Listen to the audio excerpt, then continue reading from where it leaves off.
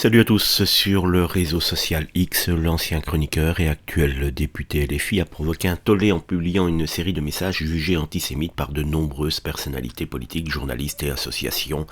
Quoi de plus normal pour Aymeric Caron que déverser sa haine depuis des mois sur tout ce qui est juif. Tout commence lorsqu'il déclare: le monde entier voit désormais sans le moindre doute possible que non seulement Israël tue les enfants palestiniens délibérément pour éliminer une génération, mais qu'en plus, il le fait en les torturant, en les faisant souffrir, ajoutant du sadisme à sa barbarie. Il poursuit: si ce gouvernement n'était pas celui d'Israël, État juif, dont les soutiens conditionnels sortent la carte antisémite comme un bouclier, il serait au banc des nations depuis très longtemps.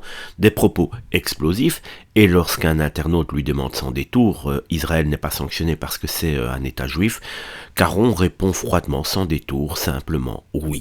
Immédiatement, la LICRA dénonce un vulgaire voyou antisémite et parle d'antisémitisme parlementaire, rappelant que l'immunité d'un député ne signifie pas l'impunité. Face à la colère, certains demandent des sanctions parlementaires, voire des poursuites judiciaires, d'autres crient à l'instrumentalisation et défendent la liberté d'expression. Et oui, cette fameuse liberté d'expression qui ne va jamais que dans un sens. L'affaire Caron dépasse la simple provocation et soulève à nouveau les tensions entre antisionisme, antisémitisme et liberté de parole sur un sujet parfois parmi les plus inflammables de notre époque.